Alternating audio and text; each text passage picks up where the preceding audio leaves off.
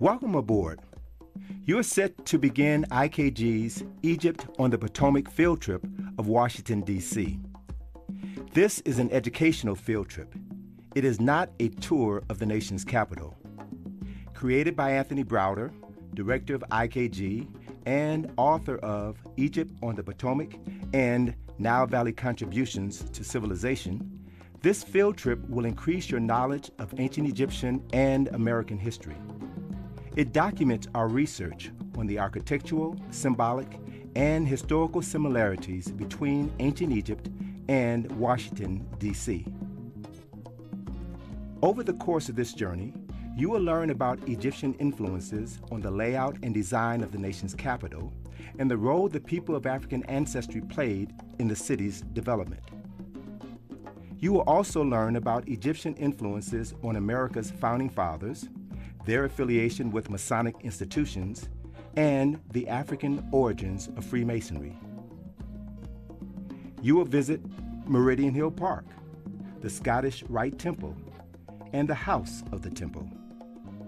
You will drive by Lafayette Park, the White House, and the Washington Monument. You will drive through L'Enfant Plaza and around Banneker Circle, and you will make your way to Capitol Hill for exciting views of the Library of Congress. Each of these locations provide clues that help you decode architecture and symbolism which have been hidden in plain sight. If you think about it, the best place to hide secrets is in the open, where everyone can see them. But you must first convince everyone that these secrets actually represent something of lesser significance. In order for us to help you decode these secrets, you must first increase your knowledge of ancient Egypt. You must take a journey back in time, down the Nile, and rediscover knowledge that has long since been forgotten. So, sit back, relax, sharpen your eye, and tune your ear so you'll know what you see and understand what you hear.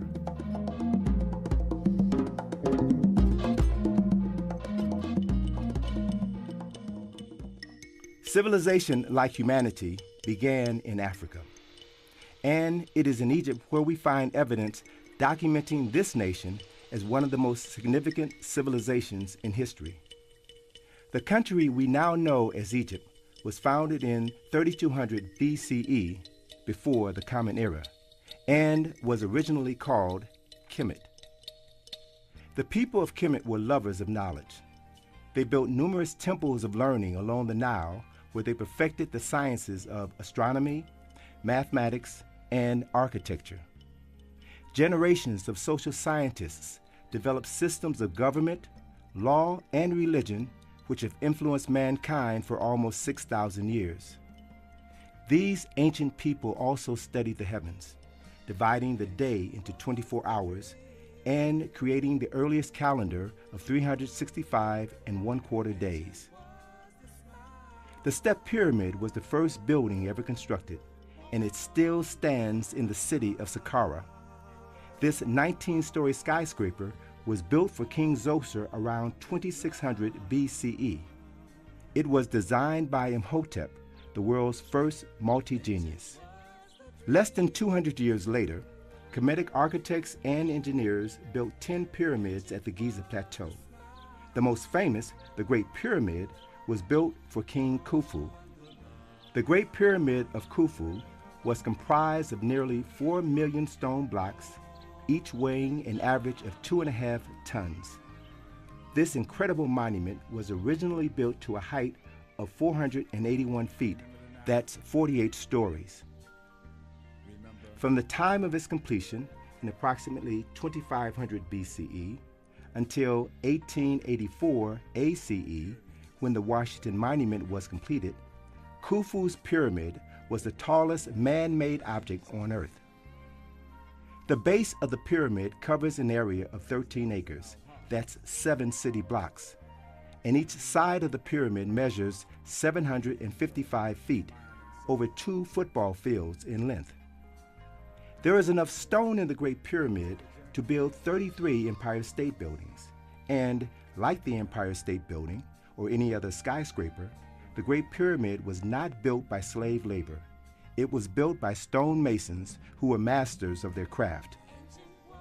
Every temple in Kemet was built by skilled craftsmen in accordance with precise architectural and engineering plans, and every temple was oriented to the sun or a specific celestial body. Ancient architects believed that a properly constructed and oriented temple would attract a specific nature or aspect of God, whose spirit would dwell in the Holy of Holies inside the temple. Contrary to popular belief, the people of Kemet believed in one God. This supreme creator is often depicted as the sun and is the oldest symbol representing God, the creator of the universe. The sun was called by many names in Kemet. 3 specific names refer to the sun's changing attributes as it journeyed across the sky. When the sun rose in the east, it was known as Khepre. This Kemetic word meant rebirth. When the sun reached its zenith at noon, it was called Re, a name that described the Creator on high. After the sun set in the west, it was called Amen, a Kemetic word meaning hidden or concealed.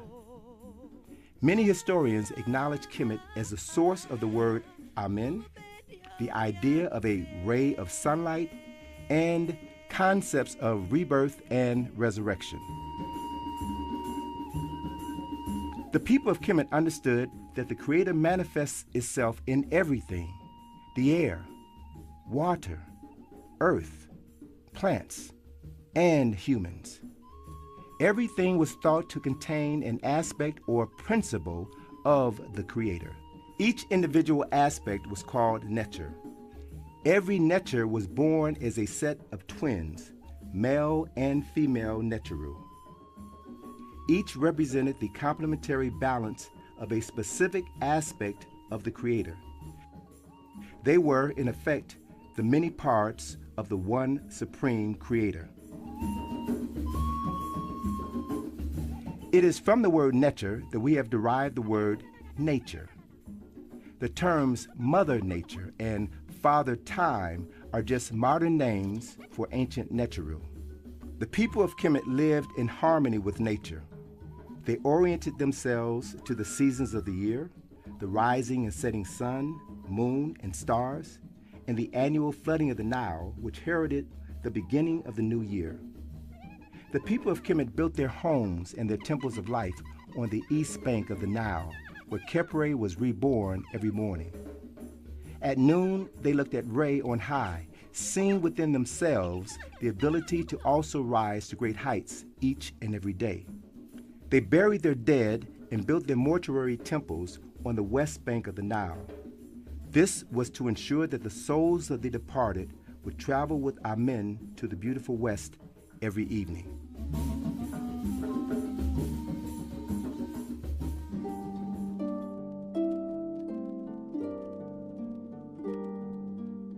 Three of the most important Neteru were Assar, the first king of Kemet, Aset, his queen, and Heru, their son. The story of this African trinity was first recorded more than 6,000 years ago. It has been told and retold so many times that it is now difficult to distinguish myth from history. The story begins with Assar, the man who unified Upper and Lower Kemet and became the nation's first king. Assar introduced agriculture, writing, law, and government, and he was beloved by his subjects. Assar married a beautiful virgin named Aset, but before his honeymoon, Assar was assassinated by his jealous brother Set. Set not only murdered Assar, he also cut his body into 14 pieces and scattered them throughout the land.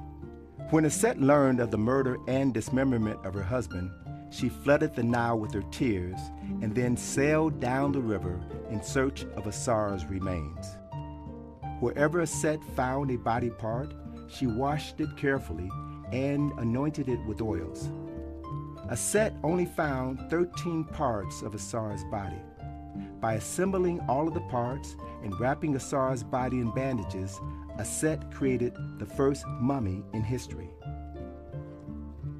Naturally, Set was overcome with grief as she prepared to bury her husband. She grieved because she and Assar had never consummated their marriage, and she would never bear children by the man she loved. Miraculously, before his body was laid to rest, the spirit of Assar visited Set and impregnated her. 9 months later, Set, the virgin, gave birth to a son, Heru, on December 25th. This event was recorded in the temples of Luxor and Philae. If this story sounds familiar, remember that it is more than 6,000 years old and has been retold many, many times.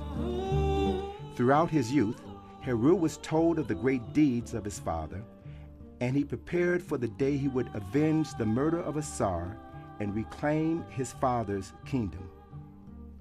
The battle between Heru and Set was the classic struggle between the forces of good and evil. Their struggle was depicted on the walls of the temple of Edfu. When Set was finally defeated, Heru was declared the legitimate ruler of Kemet. Heru was miraculously transformed into a falcon and flew into heaven to receive his father's blessings. Upon returning to Kemet, Heru reclaimed his father's throne. At the moment of Heru's coronation, Assar was resurrected and declared ruler of the afterlife when he ascended to the throne of judgment. Father and son were now co-regents. Heru ruled the physical world in Kemet, and Assar ruled the spiritual realm in heaven.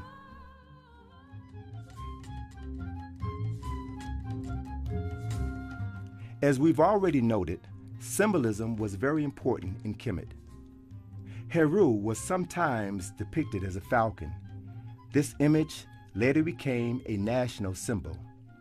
The right eye of Heru was associated with the sun because a falcon has keen vision, and like the sun, the symbol of the Creator, it sees everything and everyone on the earth below. The resurrection of Assar was symbolized by a monolith called a tekken. So, wherever you see a tekken, remember that it is an African symbol representing the resurrection of Assar, an African king who died and was resurrected more than 6,000 years ago. It is equally important to remember that after Kemet was conquered, it was renamed Egypt by the Greeks. They also renamed Assar, Set, and Heru. They called Assar Osiris. They called Set Isis, and they called Heru Horus. Dozens of temples were built in Kemet, and each had a pair of tekkenu at the entrance, one standing to the left and one to the right. The tekken on the left represented yesterday. The one on the right symbolized tomorrow. The entrance to the temple represented today, the space which exists between yesterday and tomorrow. A pair of tekkenu also represented the complementary and dual aspects of life, a male and female nature. 4,000 years ago, there were more than 1,200 tekkenu in Kemet. Today, in Egypt, there are only 7. The tekken that once stood to the right of the entrance of Luxor Temple was removed in 1833. It now stands at the Place de la Concorde in Paris, France. There is a tekken in Central Park in New York City, one on the banks of the Thames River in London, England, and another in Istanbul, Turkey. There is a tekken in Vatican City in the center of St. Peter's Square. There are 13 tekkenu in Rome, many of which now stand in front of churches located throughout the city. In fact, the architectural design of the church steeple was inspired by the tekkenu which stood in front of the temples of Kemet.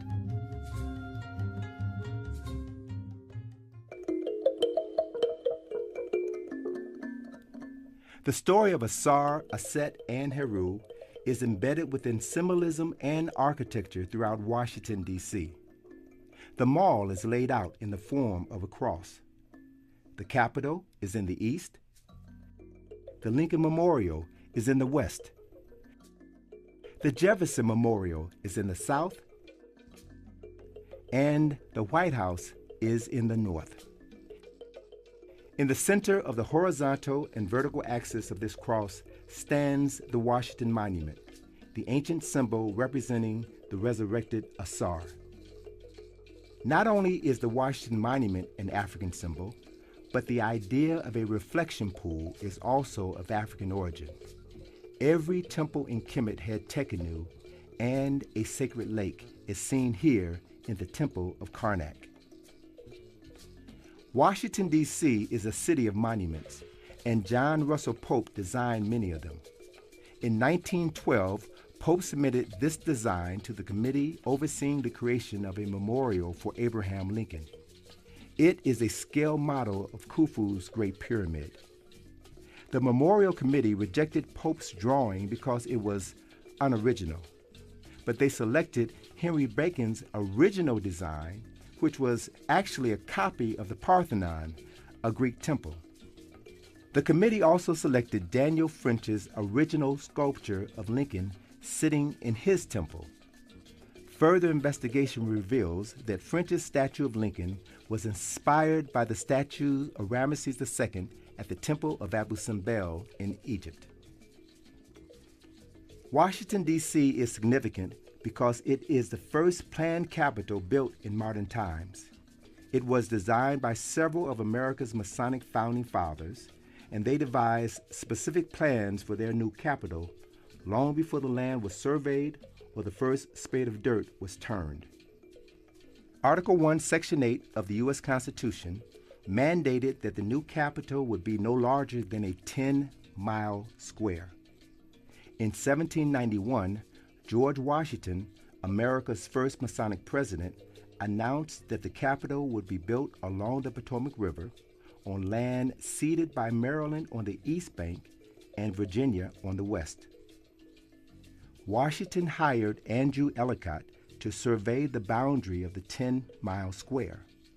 Ellicott hired Benjamin Banneker, an African scientist and astronomer, to survey the heavens so that the 10-mile square would be properly oriented to the sun, stars, and planets.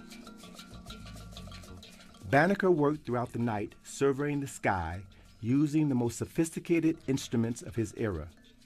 He plotted the rising and setting of celestial bodies and recorded their positions in his notebook. Ellicott arrived at Banneker's work site every day before sunrise. He used Banneker's notes to plot his sightline so that the 10-mile square would be properly aligned to the heavens. These two surveyors worked for 2.5 months, and they complemented each other's efforts. Banneker measured the heavens, and Ellicott measured the earth. Together, they established pathways which directed spiritual energy within the 10-mile square. Washington appointed Thomas Jefferson to supervise the survey and design of the capital city.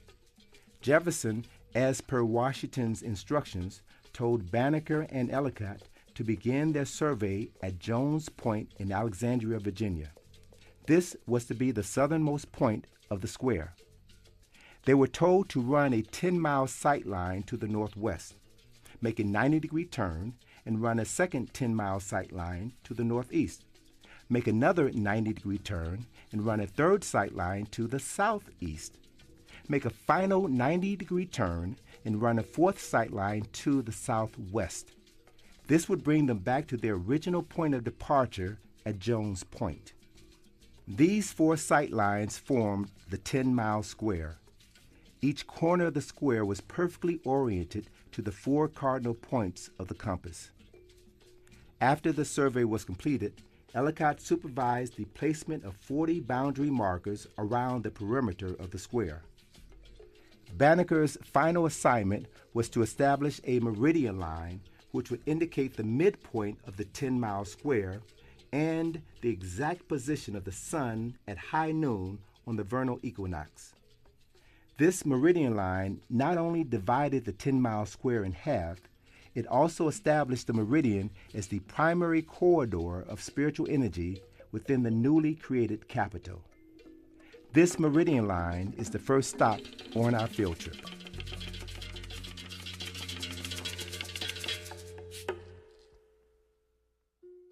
Before we visit the meridian line, we must acquaint you with the symbolic meaning of 7 numbers that will be referenced throughout our field trip.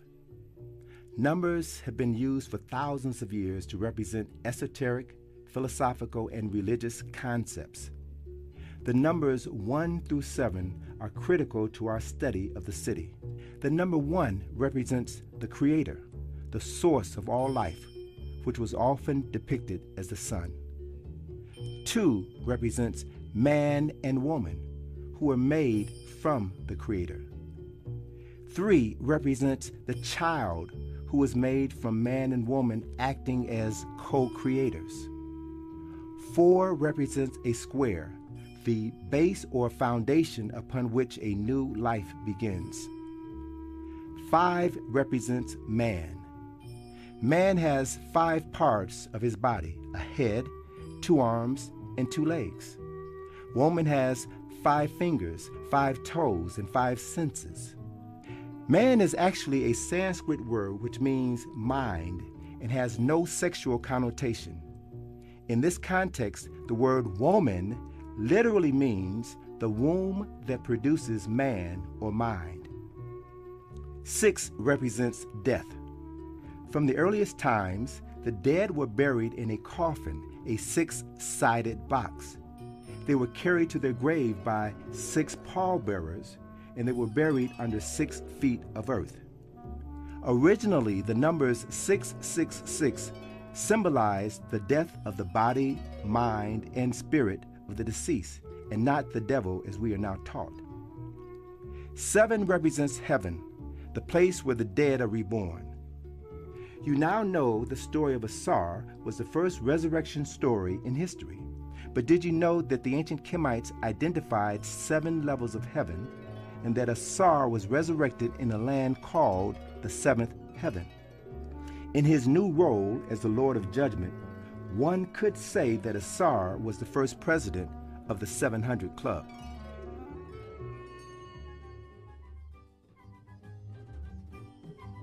Knowledge of ancient history profoundly affects our interpretation of modern history. With these new insights into the past, you are now ready to begin your field trip.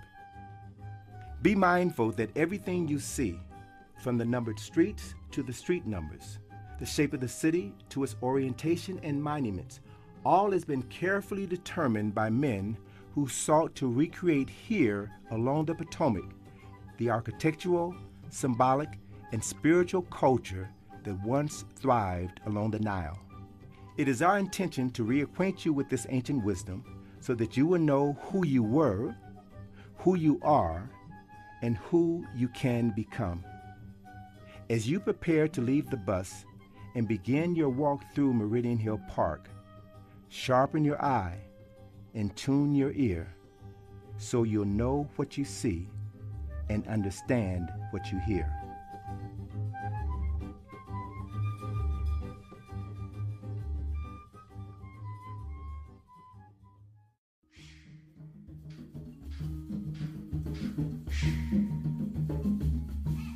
The Washington Monument, at 555 feet high, is the world's tallest freestanding Masonic structure.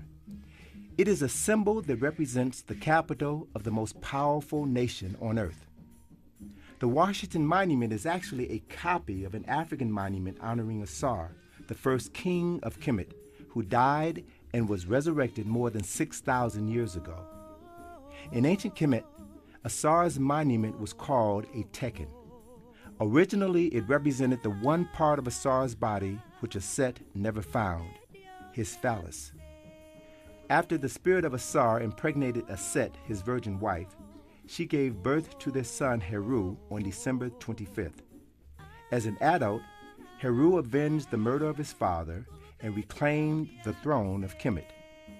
After the defeat of Set, Heru took the form of a falcon and flew into heaven to inform Assar of his victory. The victorious Heru was depicted as a winged sun disk called a Heru Bedet. A bedet was carved above the entrance of every temple to commemorate Heru's victory over Set. When Heru reclaimed the throne of Kemet, Assar was reborn as the Lord of Resurrection, and he presided over the souls of the deceased as he sat on the throne of judgment. After Assar was born again, the Tekken represented his victory over death. 6,000 years after the resurrection of Assar, you will find the world's tallest Tekken in Washington, D.C. Inside the Washington Monument, above the elevator and plaque of George Washington, you will find a Heru Bedet, the winged sun disk of Heru. Within the center of the sun disk is a stylized six-pointed star which represents Assar and Aset. You will find Tekkenu in Arlington Cemetery and a pair of Tekkenu in front of George and Martha Washington's tomb in Mount Vernon, Virginia. There is also a Tekken above Thomas Jefferson's grave in Monticello, Virginia. Are these an unusual series of coincidences, or are they a few of the many secrets which have been hidden in plain sight?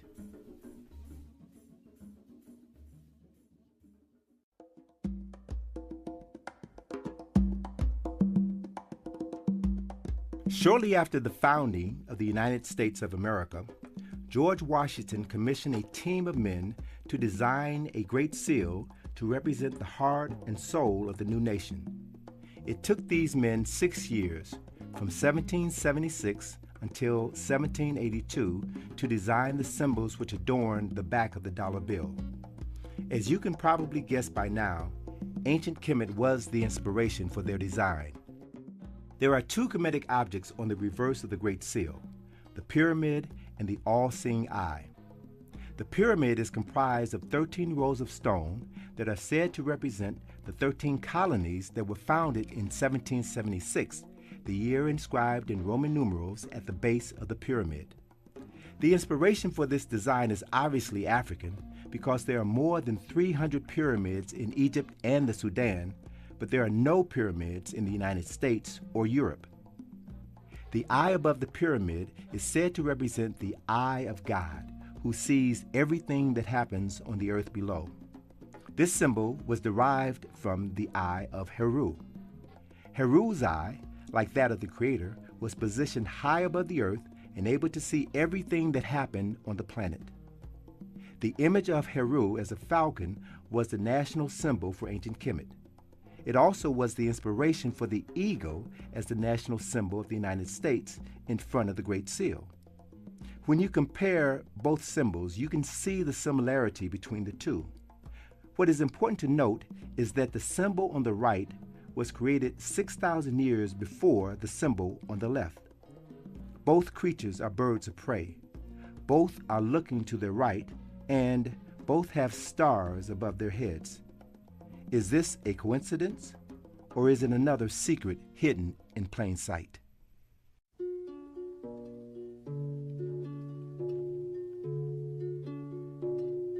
The Library of Congress is the greatest repository of culture and knowledge in the history of mankind. It contains more than 125 million artifacts from around the world. The Thomas Jefferson Building was the first of 3 structures now known as the Library of Congress. Built in 1897, the Jefferson Building is the oldest cultural institution in the city. There are 33 heads above the first floor windows at the entrance, rear, and 4 corners of the Jefferson Building. They were designed to represent the 33 races that inhabit the earth. Upon closer examination, you will see that these heads actually represent much more. There are 4 heads at the entrance on First Street. They represent the Russian Slav, blonde European, brunette European, and the modern Greek. Some of the heads on the southern corners represent the Persian, Hindu, Semite, Polynesian, and Australian. Some of the heads on the northern corners represent the Fujian, Plains Indian, Korean, Japanese, and Chinese. The 5 heads at the rear of the library on 2nd Street represent the Negrito, Zulu, Papuan, Sudan Negro, and the Aka. What do these 33 heads mean? As you recall, the number 4 represents foundation. Thus, the 4 heads at the front of the library represent Russia, Northern and Southern Europe, and Greece, the founding civilizations of Europe and the United States. You also recall that the number 5 represents man. Thus, the 5 heads at the rear of the library represent the modern African descendants of Homo sapiens sapien, the first humans. Symbolically, the 33 ethnological heads represent the monogenetic origins of humanity and the speciation of mankind, the kinds of men who evolved from the original man in Africa. More than 110 years ago, men carved secrets in stone. But in the January 11, 1988 issue of Newsweek, geneticists presented irrefutable evidence proving to the world that humanity did begin in Africa more than 200,000 years ago. It is now an accepted fact that the first man and woman were of African origin, and all humanity carries their DNA.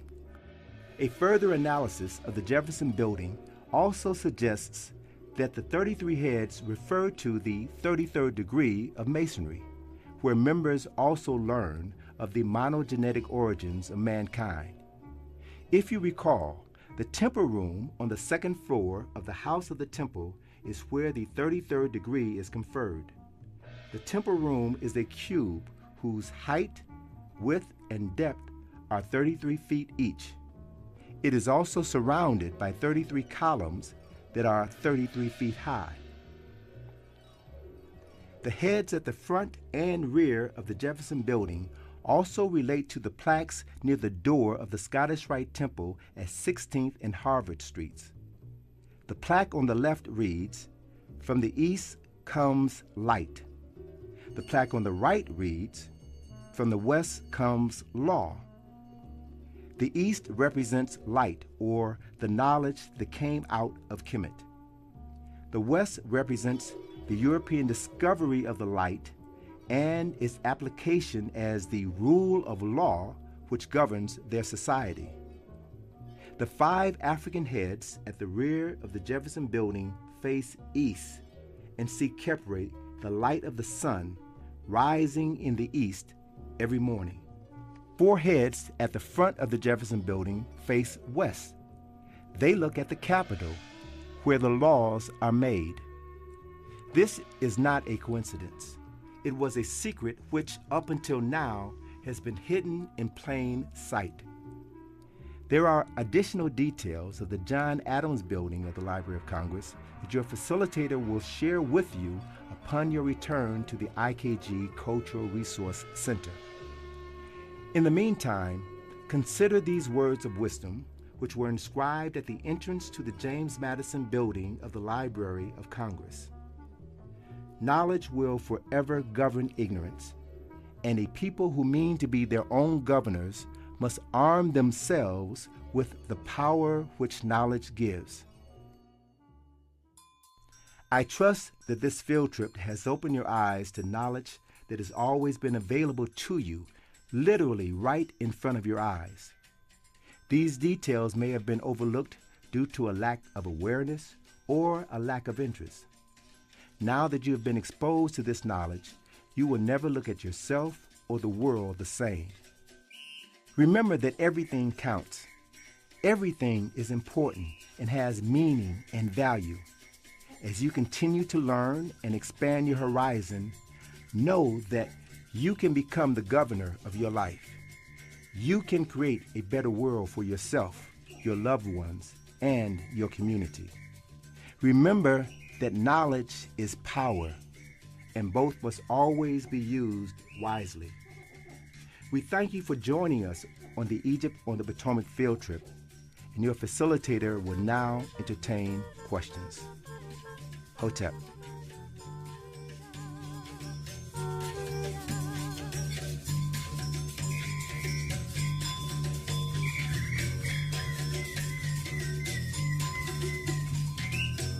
with.